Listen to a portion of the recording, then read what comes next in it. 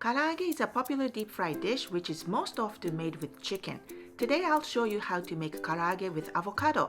Bite-sized avocado pieces are lightly seasoned, coated with potato starch and deep-fried.